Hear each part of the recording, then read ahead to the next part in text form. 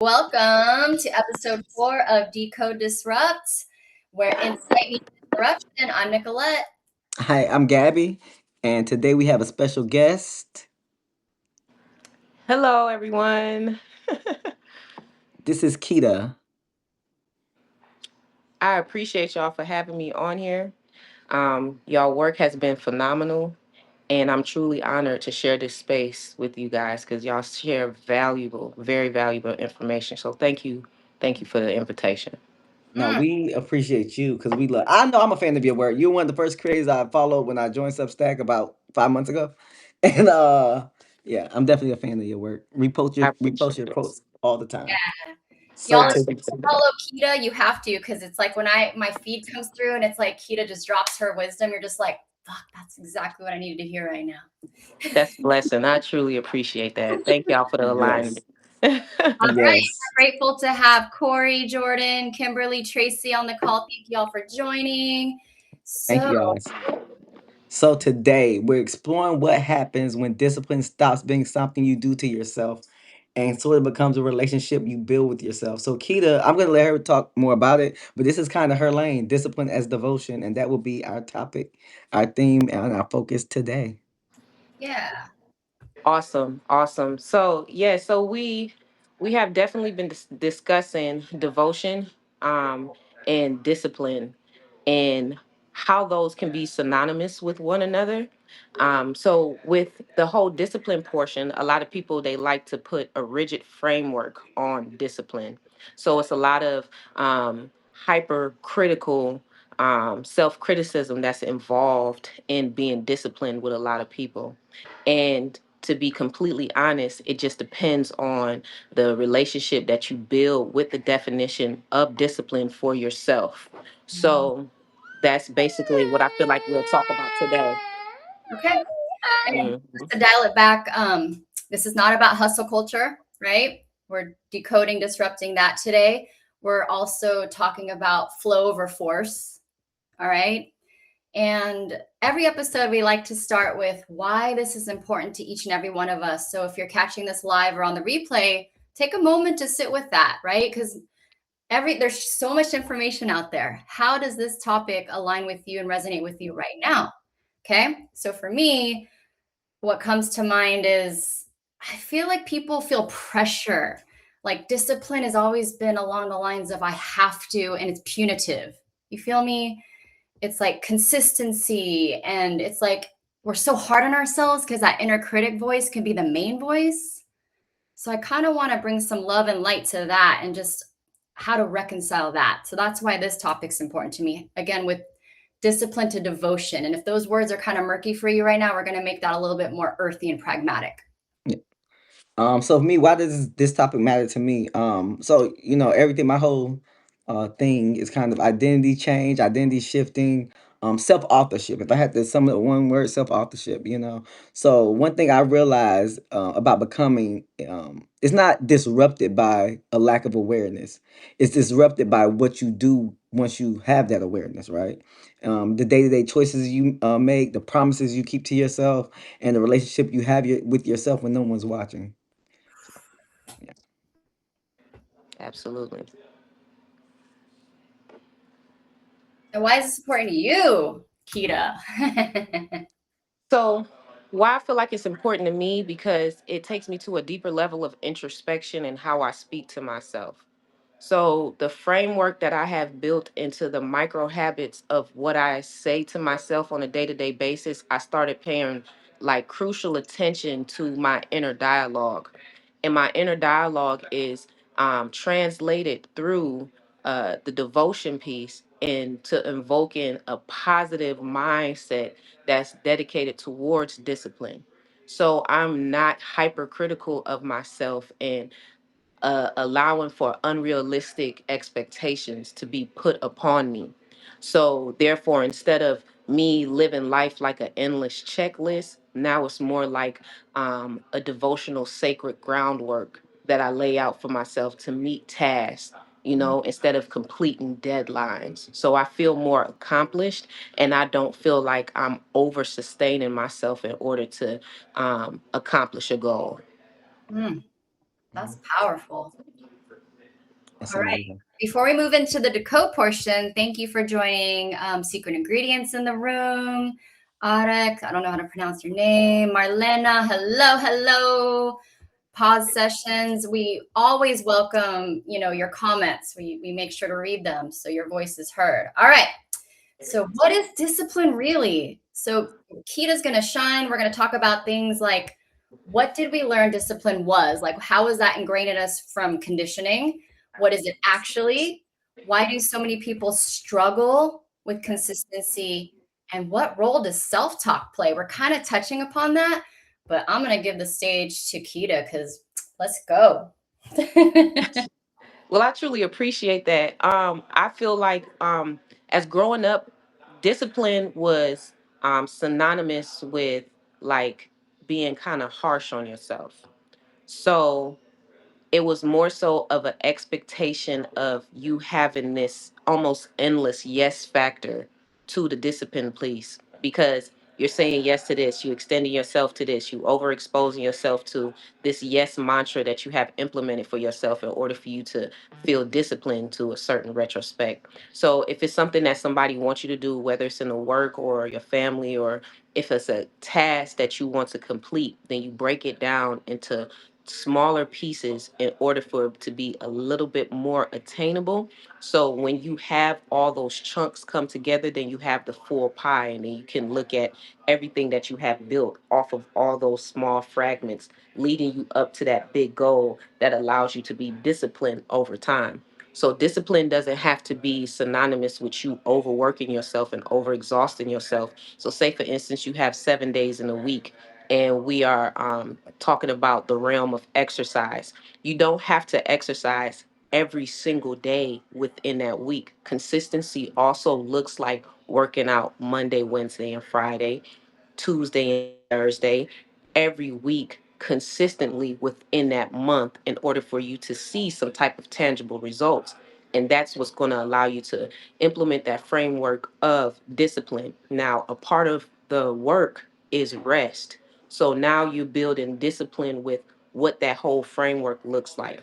So you build in discipline with the active part. You build in discipline with the resting part. So now that you have that equilibrium, that puts you in a good headspace for you to attain that goal, and it's a lot more achievable, opposed to you overworking yourself, say for instance, all 7 days, all throughout the month, invoking exhaustion, and you're not providing your best self. So that's what discipline can be broken down from my standpoint of view. Yes. I love that. I Skills. love the example you gave. The workout example was a great example. It's one we can all resonate with.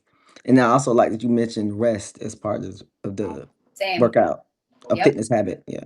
Yeah. I don't think that's really like taught to everyone that rest is a part of it. It's almost like the secret. Yeah.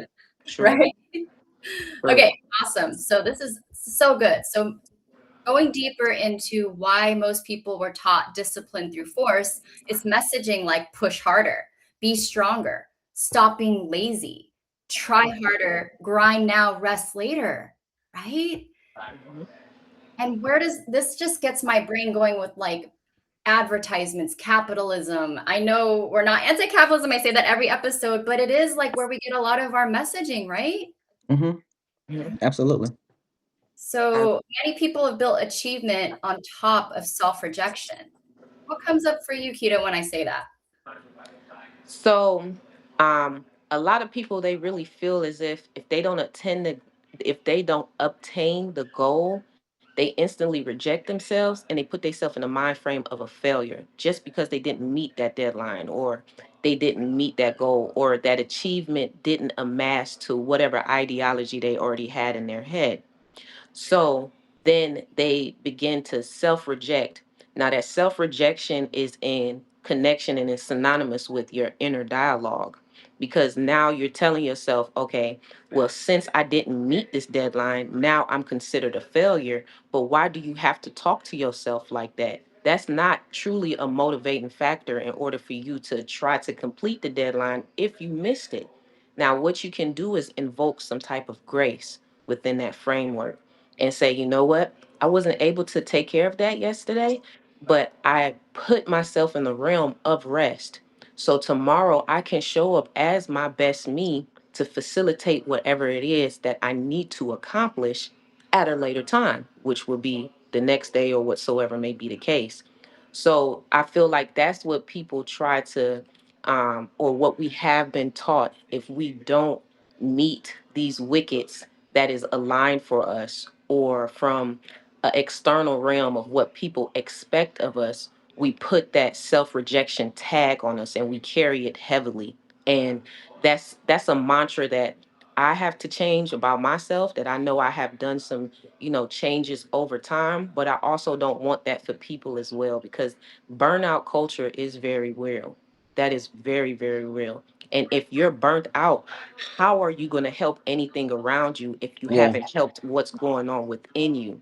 So it's a reflection at the end of the day. When you start to take some time and start to build with yourself, then you start to see how you're carrying yourself, how you applying yourself to the things that you involve yourself in, how you're talking to yourself, and then that dialogue that you carry out to everybody else around you will reflect what you have been putting the work in within. Mm. I love that. Same. And again, if you haven't watched our previous episodes, we covered this evolution of not having boundaries and burnout. And now we have Keda literally bringing that all together for us, how it goes synonymously. I'm so freaking grateful. I'm grateful to be here. This is Yeah. flowing so beautifully. I Yeah. appreciate that. 100. Okay. So if we move into decoding another aspect of this, discipline is not literally self-control. It's more about self-relationship. Yeah. Every promise we keep to ourselves becomes the evidence. Evidence you can trust yourself, you can return to yourself, you can care for yourself. Wow, I just feel like so much love with that. Keto, what else do you want to say on that? Um, Trusting yourself is a really big piece, and it kind of goes into your subconscious after a while. Why I say that is because if you done sat up here and you told yourself, you know what, and I'm gonna go back to the workout piece. So if you sit up here and you haven't worked out in a while, but you have goals that you want to meet. So you say, you know what, Monday is tomorrow. I'm going to make sure that I at least put in 30 minutes so that I can, start getting myself acclimated to wanting to, work out. It starts somewhere. The people who are always saying tomorrow, tomorrow, tomorrow, then you lack that self devotion, you lack that self loyalty, and within your mind and your psyche, it's almost like you already know you're going to let yourself down. So when you say that I have this intention for me to go and work out, and you actually execute it and your body feels the results of how you feel after you work out, then you start to build that relationship with your body. Like, now I trust you, because what you said that you was going to do, you have done it. Look how your body feels after you said what you're going to do. You know what I'm saying? So you building that relationship with yourself, and that's invoking that self-trust. That's invoking that self-loyalty. When you get that momentum going, it's almost unstoppable, because you're going to be so addicted to that feeling of how you're talking to yourself, how you're feeling, this energy input that you're giving yourself. So it's a well-rounded ecosystem that you build in the dialogue, in the activity, and the energy that's being governed, that you have control of. Because all you have control of is you at this Absolutely. present time.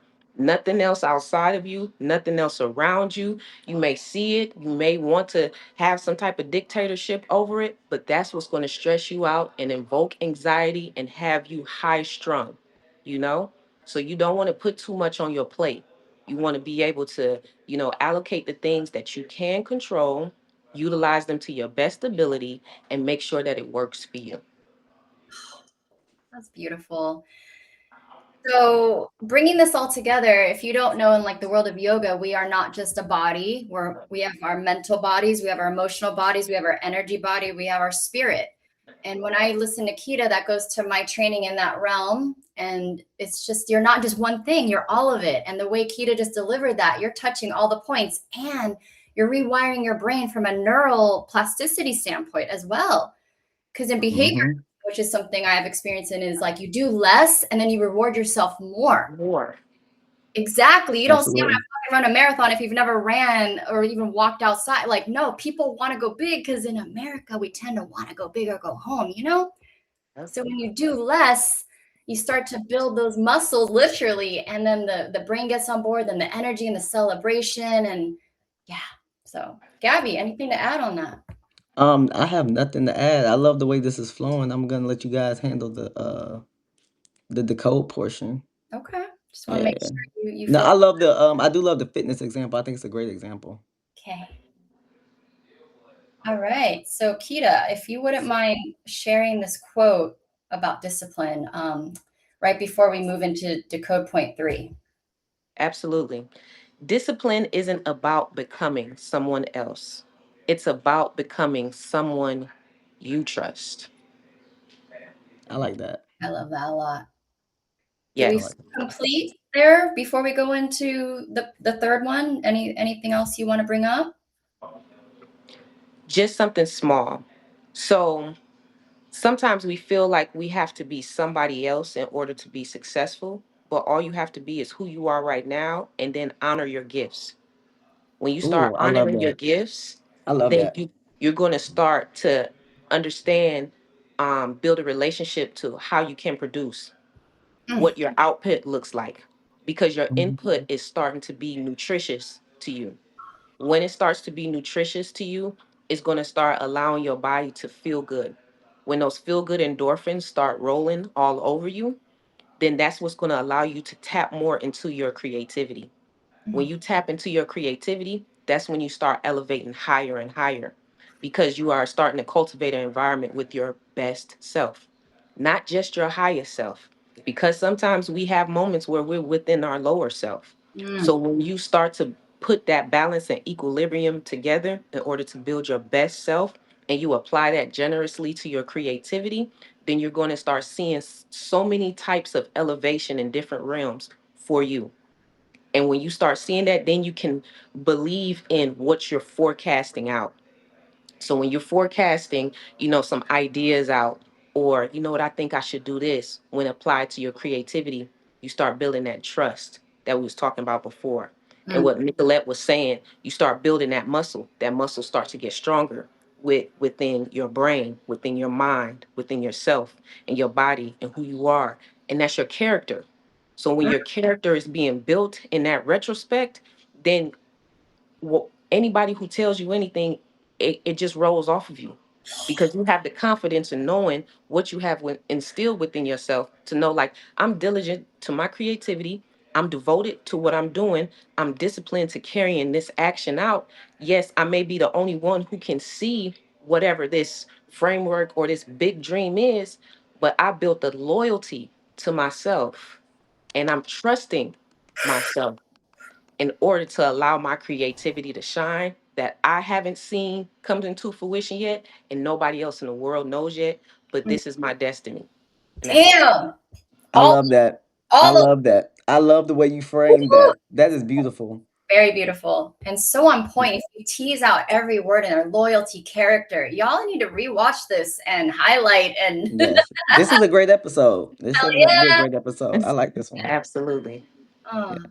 that is so good because Gabby and I talk about like external, like we need to come internal and validate ourselves. And Kita just delivered how.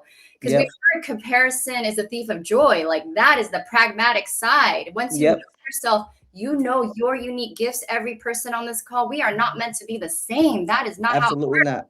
Absolutely not. Hell no. The new earth needs everyone in their lane, everyone juicy, everyone Yep. sovereign. There is no comparison. There's plenty of abundance. Okay. 1,000%. Yeah. All right. Whew. All right, Kita. Let's talk about how not all behavior looks identical. And that's kind of like moving with this flow. Just because someone works out X and someone works out Y, go into a little bit deeper of how we're all differently motivated, please. Absolutely. So I'm going back to the workout ideology, because I feel like that's the safest zone where Mhm. people can understand what we're trying to articulate here. So you have two individuals and they both get up at 5 a.m. to go work out, right? So you have individual A. When they're getting ready to go work out, their motivating factor is, if I don't go work out at this time, then I'm lazy. So they're going to have this lazy mark just going through their head all day. Man, I'm so lazy. I didn't do this. Man, I'm so lazy. And they're trauma bonding with the ideology of trying to be disciplined. You have person B who say, you know what? I know when I get up at 5 a.m., this is going to be the momentum to carry into the rest of my day. So everything that I execute throughout the day is going to be energetic. It's going to be filled with love and joy and abundance because I already started out the top of my day with being able to go put in a good quality workout. So I'm functioning at a good altitude right now. Mm. You have the same output. It may look identical with the output of these two individuals, but the self-talk within is what's Hmm. allowing them to go into two different directions. Absolutely. So, with that being said, how do you feel that's going to be sustained over time with you talking to yourself like that? Mm. Because truth be told, if you were to be out here and a stranger coming and talking to you hypercritical, like, hey bro, you lazy. You ain't even go work out at 5 a.m. You're gonna be looking at them with fisticuff, like, who's you talking to? She's Opposed for real, you can be ready to rumble. right. Opposed to the individual who was like, you know what, I'm gonna be there with you. I'm your support system. As soon as you get done, I'm gonna have a cold bottle of water there for you and a nice towel so you can dry yourself off with all that sweat because I know you committed. You're gonna be like, yeah, I like you a little bit more. Come here, let me embrace you. Why you can't Hmm. talk to yourself like that? Mm. Why you Absolutely. can't be that for you? Why can't you build up the micro habits over time with understanding how your dialogue is going so you can talk to yourself so much better so you can carry out that mission to your fullest potential so that you can be effective and efficient about everything that you do. It's all about the quality that you're providing for yourself at the end of the day.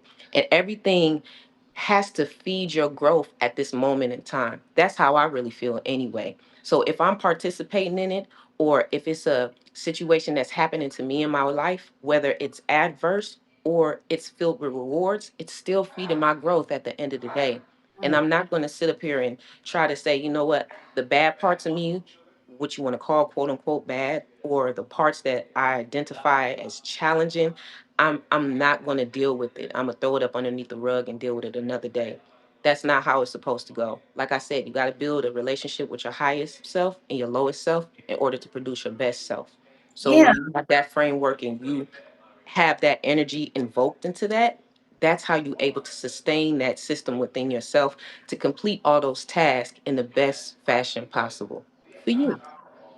I Wow. love that. So much there. So much there. And she kind of already went into summarizing decode point four as well. She tied in both three and four I for hear the that. decode portion. So you would say that the goal isn't finding the perfect discipline, strategy, or practice. That the goal is to find what naturally honors who you are. 1,000% will Okay. naturally honors who you are, and that's going to help you with the discipline because who you naturally are and you start building a relationship with that, you're not going to want to separate it. So that person who has that ideology, right, who was talking to themselves well before they went on that 5 a.m run, over time, say it was a day that they missed, they probably won't feel the best after missing that workout. So they're going to say, you know what? I'm going to get back on it another day. Even though I missed yesterday, I'm going to get myself back on it because I knew how I felt. I'm analyzing how I felt, but I'm not hypercritical of me missing that workout. But I know Yeah. how I felt when I missed it. So therefore, I'm going to hold a space of grace for myself and know that I can do better the next time. Mm. Absolutely. I I hear love that. trust, returning to center. See? Oh, and if I'm gonna bring in a little woo and ground it, it's like this is where as above, so below, as within, so without. It all starts within. So, like Keda explained, if I go to the gym and I'm projecting my anger and my disappointment in myself, then my field is gonna show me that with through people and evidence. So this is how you create your own reality, you guys. Like it's not a Absolutely. mystical concept. You it's not like It's you have not. It's not. This is it. This is the secret. more This is power. the secret formula. Exactly. 1,000%. Yes. Holy shit, this is fucking awesome. Okay. Yes. Do you want to read the key line for us, Kita? Yes. The healthiest discipline isn't built around punishment, it's built around trust, Self trust. self trust, Yeah. Mm. self trust. And I feel like a lot of discipline Because even if you look at the word, even from back in the day, how some people were like, you know what, I had to discipline them in order for them to get right or act right or to perform a certain way that was out of the norm or what they felt was contrast. So they feel like that can be, that punishment can be synonymous with discipline, which it don't have to be. I understand that was a framework at one point in time, but that's not, the ultimatum to what discipline has to look like. So when you build that discipline with that self-trust piece, then that relationship with yourself gets a whole lot better. Mm-hmm. Absolutely. Yes. So it becomes more sustainable when it sounds like love instead of criticism. Is basically what you're saying. 1,000%. Mm, I like that. me too. Mm-hmm. I like that. So that's what we decoded, guys. We came in, we talked about discipline, as both how most of us resonate with what discipline was. And Keita came and gave us some great pointers on her version of what discipline should actually look like, which I think we should all, you know, um, kind of embody. I love that. I love discipline as devotion because it is discipline. When you discipline is love, you Mm, know, mm, it's self love for sure. mhm. But if you don't mind, Nicolette, I would like to move into the Hell discipline. yeah. I'm ready to challenge this. Well, I love it. Let's I'm go. ready to challenge Let's get this. it. Okay. Let's So what are we challenging today, right? So today we're challenging the myth that discipline must feel harsh, right? A lot of people believe that if it's kind, it won't work. If it's gentle, it isn't serious. And if it feels good, then it isn't discipline. So what are we challenging? Where did we learn that suffering equals commitment? That's what we're getting to today. And if Keita, um, if you like to take the stab at that, where did we learn that suffering equals commitment? That Well, I discipline, know. We, go ahead. My bad. that discipline couldn't be kind, gentle, or feel good. So I know. I grew up in a Caribbean household. All right, we're Jamaicans. So with that being said, the framework is work. People feel like Jamaicans work two, three jobs at one time, Yeah. but that invokes exhaustion at the end of the day. Pure D exhaustion. Yes, we are hard workers and things of that nature, but I see some of my family members who has worked for so long, they're a little bit older, and at that time they're not able to enjoy life like they want to. Mhm. So, what I will also say, it takes some type of self care along with your work ethic. You have a strong work ethic, you have a strong background to get things done. People go to you because they know, like, hey, if I go to them, it's going to get accomplished right then and there. That's great and fantastic, but you're going to have to balance yourself out with how you care for yourself. And caring for yourself doesn't look like bubble baths and you lighting candles and things of that nature. No, it's you taking a step back and learning how to implement these boundaries and saying no, a hardcore no, and not feeling bad about it. And with that also being said, invoking that frame to where you don't have to put it on your children to that where they have that get it out the mud mentality. Because I feel like that was synonymous with us growing up as well too. All right, you're gonna have to get it out the mud, you're gonna have to work, Yeah. you're gonna have to do this in order for you to be some type of successful. And that's not true. What do you believe in for yourself? How are you being devoted to yourself to know that you trust your talents and your gifts and what you're in possession of in order for you to produce the most favorable outcome without you being exhausted? What does that look Absolutely. like? Map that out. Hmm. Say whatever you have to say, journal it. If you have to do step by step methods, is so many different modalities out there that you can apply to yourself that can be extensions of what you're trying to put out so it can be a lot more attainable, so it can be achievable, so it don't look like that far away or far-fetched goal that you won't be able to complete. You had these ideas for a reason. Absolutely. Start to listen to them. Start to believe that they can work. You self-sabotaging yourself by feeling like if I'm not heavily applying myself generously to this goal where I'm working so hard that I don't have anything left for myself at the end of the day, then I feel accomplished. Or if I don't work and I am resting, I feel bad for resting. Yeah. We have to rewire that inner programming for ourselves to where you can be soft, you can have grace. You can carry some type of ideology or pattern of rest within what you do, because that's how it's going to truly be successful and be sustainable over a longer amount of time. Because that overworking individual and that other individual who was taking that time for themselves, you have them put together, that one that's been working, he gonna burn out and fall flat on their face, whether they tell they self or their body tell them before it even Body. shows up in their mind. You see what I'm The saying? the So body Yep. that's keeps where you score. build that mind and body coherence, to where you're listening to what that inner language of your body is saying to you, whether it's a pain, whether it's inflammation, whether it's something aching, your body is talking and communicating with you like, hey, you need to slow down. We need to figure this out because I'm back here hurting. So what we Right. gonna do? You know? So that's how it's gonna work, opposed to the other individual who has built that, you know, that tranquility for themselves. Like, yes, I can work at a high capacity today, but I'm gonna tell you no tomorrow because I need my rest from my output from yesterday. Yes. It Yep. it's a relationship. Mm-hmm. You got to build it out appropriately, but you got to know you at the end of the day. Yeah. Self improvement is another form of suffering. It can be for some people. It just For some. depends on how you frame it out and look at it. Yep. So let's go back to the gym, right? Let's Okay. get back in the old gym. Hey. I So love the when you're gym. working out, that is you actually putting your body under stress.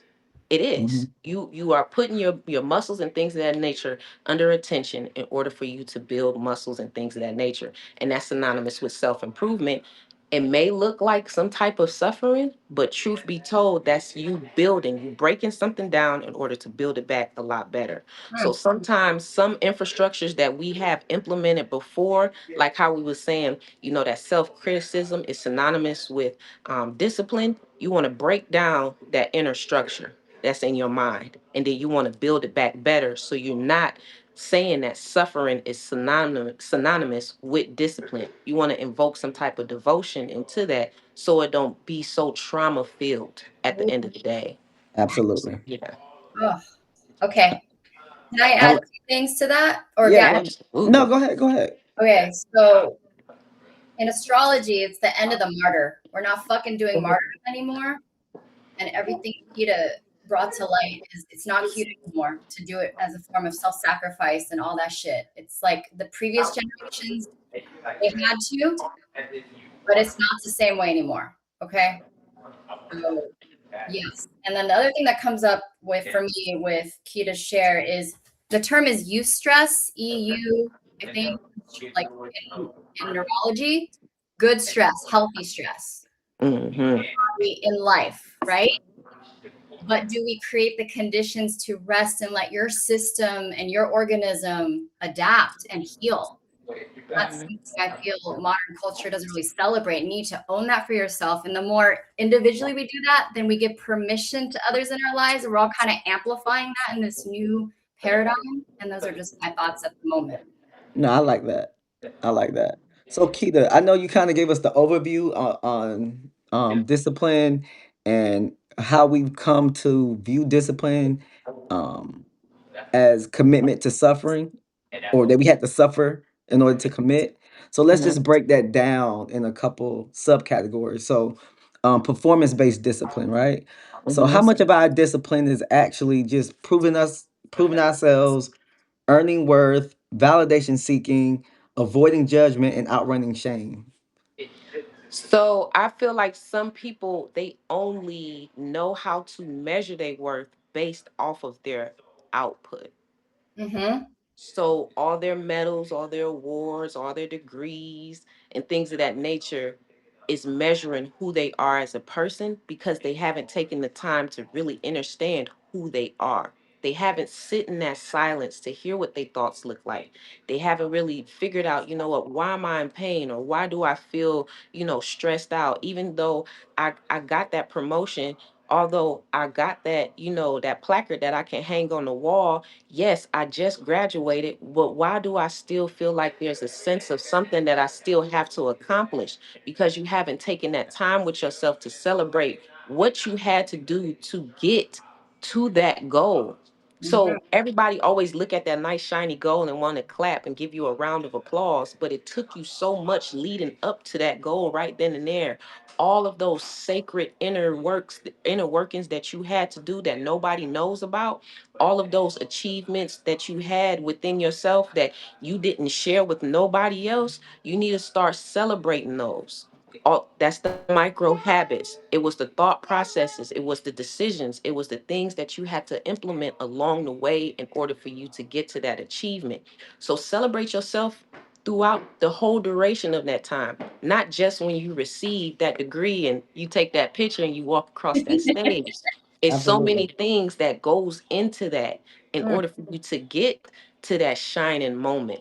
So if you were to say, all those small steps, all of that was shining for me the whole time. That's what's going to allow you to feel so rewarded internally and externally, where you're not always seeking external validation to know what your worth really is about.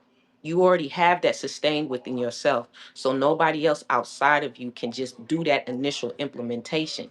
It's a robust movement. If you don't have that self-love for yourself, how you going to really be able to identify it outside of you? You Yes. Absolutely. have to I love love that. you first. You do. You know You what I have to mean? already. Or you're Yes. not going to be able to appreciate what anybody else had for you. Oh, So I feel Absolutely. like it really starts with you in everything that you do. I love So that. you would say you have to be selfish a little bit. Yes, 1,000% you do. Yeah, I like because that. you know what, I was that overcommitted yes person who wanted to be, overzealous and getting things completed. But then at the end of the day, I just felt like I had nothing for myself and I crashed and burned. And then I was feeling a lack somewhere. That's because mm, I needed me. I needed me the most out of Mhm. anybody else out here. It's just like when you get on an airplane and they say you better don your mask before you don everybody else's. See, I was that individual who was donning everybody else's mask, gasping for air at Mhm. one point in time. So then I had to take myself back and say, you know what? Let me go ahead and don my mask and not do it fast. Not hurry up and try to get my mask Ooh, on. good point. Good. Not rush. Because Yeah. haste can make waste. Because if the mask ain't on right, it's going to be ineffective. So you Ooh, have to be intentional about the action that you're doing. So I'm intentionally putting on my mask, making sure it's strapped on straight, making sure that it's airtight so I can breathe appropriately. Then I can facilitate myself appropriately to everybody else. So it's the same framework with everything else that you're doing. Okay. I like how you did that, and you kind of summed up one of our other talking points, which was self abandonment disguised as discipline. You know Mhm. that overworking, being overzealous, and then you mentioned at the end of the day, you crashed and burned. You didn't have anything left for yourself. I've been there too. I think Nicolette's been there. We've had discussions. I think everyone can say they've been there before. You know that self abandonment piece. You know, the ignoring the exhaustion, the overriding our own intuition, refusing to take rest. We mentioned that a few times. The punishing mistakes. I was heavy on that. I'm not a perfectionist, but I hate making avoidable mistakes. Mm. And equating burnout with commitment. Right. Yeah, That piece. yeah, that piece. So I do want to go back. What role do you think the productivity industry plays in this? Like, what happens when we treat ourselves as projects instead of people? Oh, good one. Good one. So I feel like over consumerism is invoked in that as well. Okay. So you're over consuming so many things, and it's like you get into like this high capacity to where you can't take in nothing else. Then that starts to produce like a brain fog and things of that nature with your overproductivity, thinking that you're being disciplined, but you're actually avoiding yourself and not knowing what your balance supposed to look like. So that sometimes that tells me like, what is your relationship really with yourself if you putting out so much at one time? Because you have to be disciplined with knowing what your boundaries are too. That discipline Yes. comes I'm in glad you said that. various realms. You know what I Yeah. mean? So yes, we can, produce, and they want you to overproduce because people is over consuming and they want to sustain that high. That's fantastic. But when you don't have nothing else left at the day and you're useless, you're just a number and they'll come in and replace you. What are you going to do then? You Yeah. don't want to be in that mantra because within your head now you feel like you need to be somebody else because you think you're not enough, and Mm, you have equated yourself to somebody else's metric, and Yeah. you haven't even lined out a metric for yourself to know what you're worth. Exactly.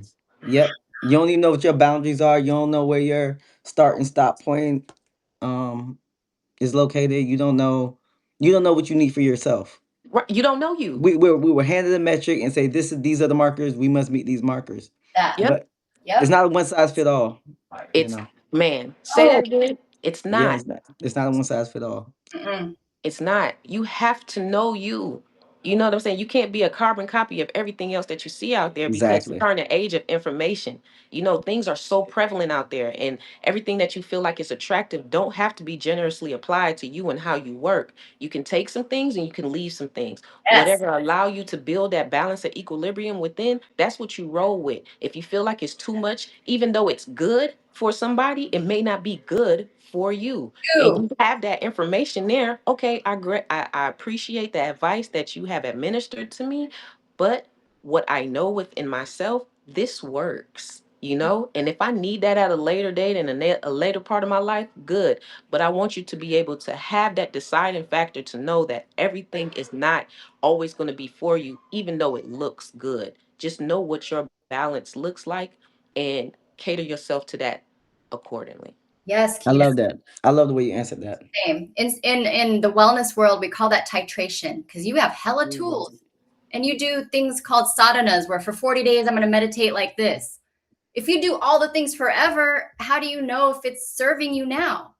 So you always have to be, is this good for me right now? Life is going to Yeah. life.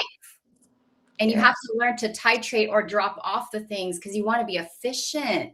Do less, receive more, be more. You don't need all the things all the time. So that is the crux of the matter here is know yourself. Mm-hmm.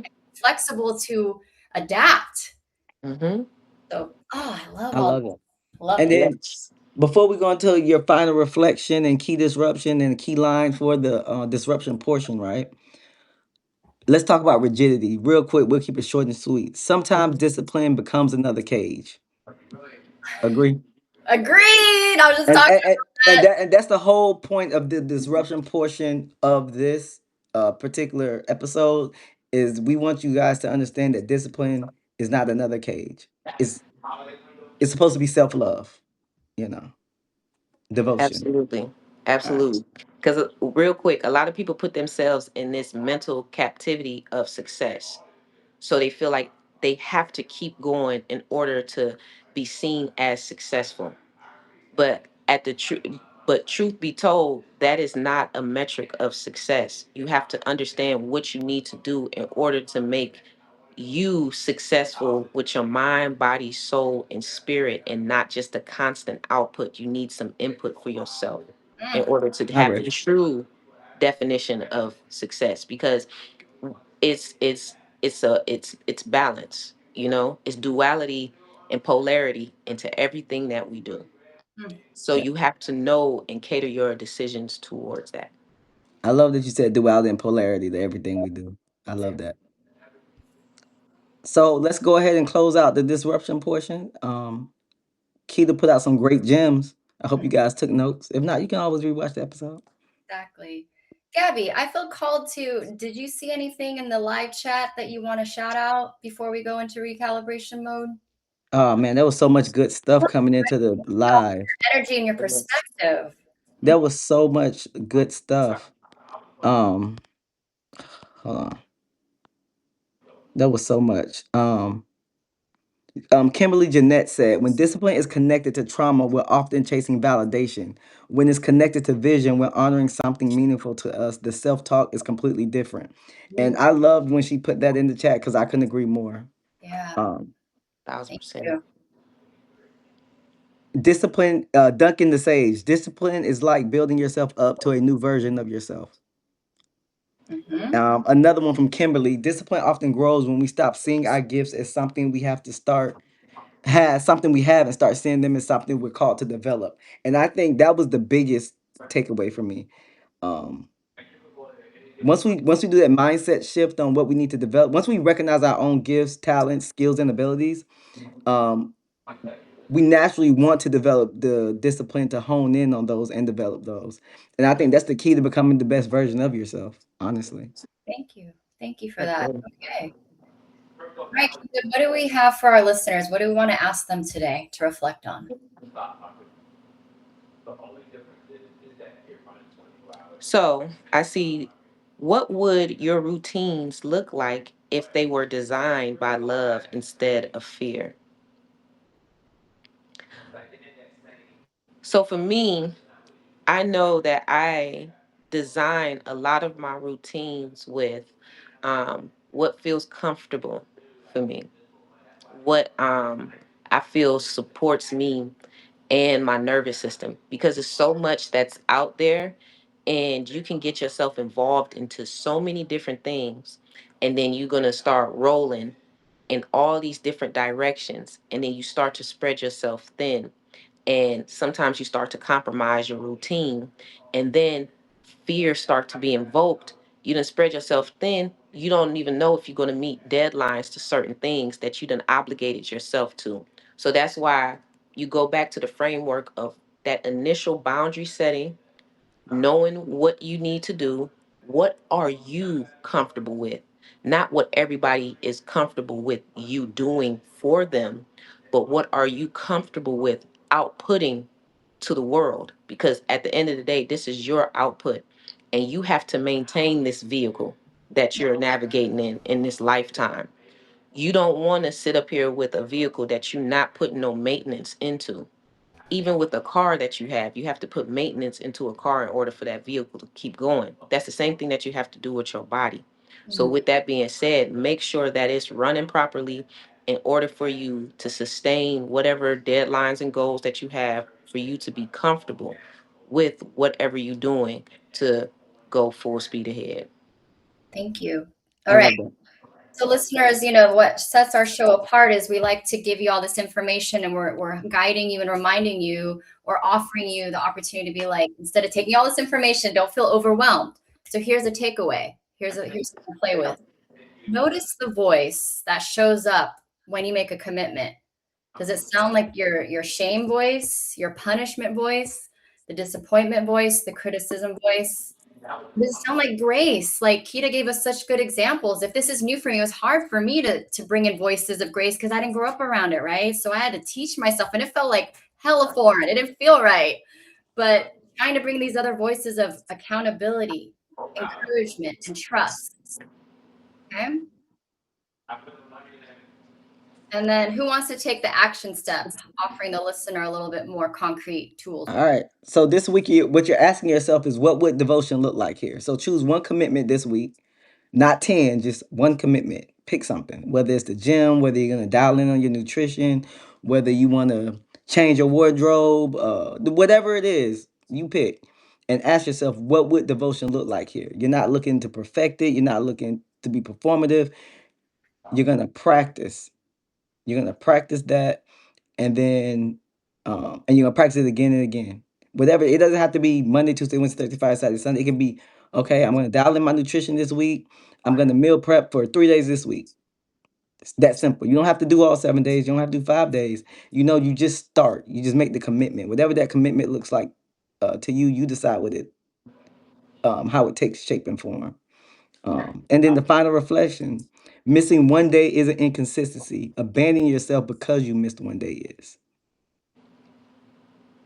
Force says I failed. Devotion says I'm coming back. Mm, I like that a lot.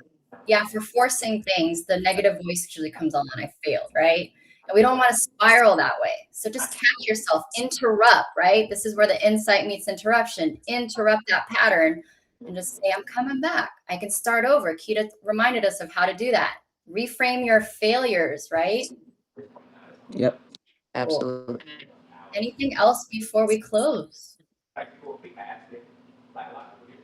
Tina gave us a lot of great tidbits today. This was a very informative episode. A lot of stuff. I'll definitely rewatch this if no one Same. else does, because there were Absolutely. so many nuggets that you dropped in here.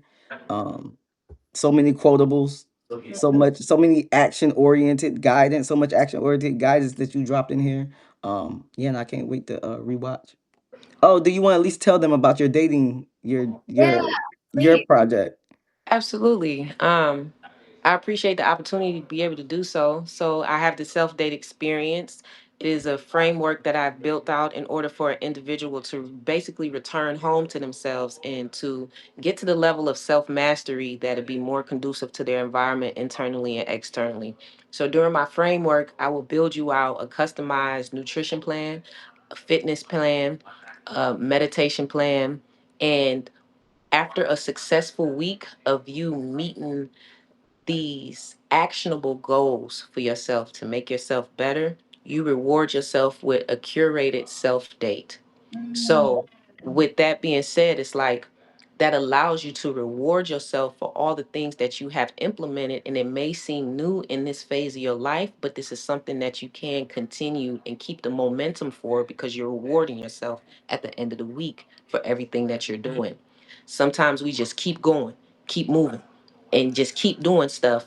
And we don't recognize how amazing and how awesome and how high the output that we have been doing throughout the week for so many other people. Now we can use that same work ethic for ourselves in a way that is for our mentality, for our body. Because your fitness and nutrition are two of the main things that can't nobody give you. You can't go into Walmart and get a rollback sale on your fitness. You know what I'm saying? Like that's something that you have to do within yourself. You can't sit up here and get a 2-for-1 deal for your nutrition. This is something that you have to do for yourself.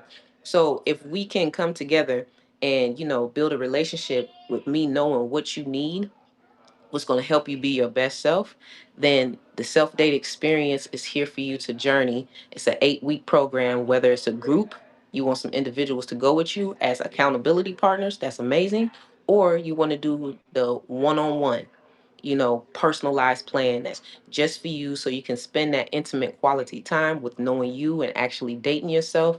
That's available. I have other customized plans that you can utilize too, because I'm not the type of person to just throw a fitness and routine at you and say, I'm gonna holler at you in a couple of weeks. I'll see how you're doing. You know what I'm saying? I'm with you every step of the way. I'm gonna support you every single day. I want you to know that you're not alone on this journey, whether it's one-on-one, in a group, or whatsoever to be the case, because I want you to achieve your best self, because we all have this organic blueprint that we need to fulfill within this lifetime. I want you to know what yours is so we can be a collective consciousness and making this world a better place. That's yes, my mission. love it. I Okay. love it. Thank you to each and every one of you who joined us today, is watching the replay. I just feel so blessed to be with such, I don't know, there's no words. I'm not even going to say words. So if something in this Grateful. conversation disrupted you, sit with it, please. Especially if you spent your entire life believing discipline had to hurt to count, because the goal was never becoming harder on yourself. Maybe the goal was becoming someone you could trust. And maybe the highest form of discipline isn't mastering yourself through force. It's loving your future enough to keep showing up today, Oh, this is Decode Disrupt, y'all. where insight Where meets insight meets interruption. interruption. And oh, so grateful. Thank you, Thank you guys. everyone. Okay. I Peace. appreciate y'all. Thank you. We appreciate you.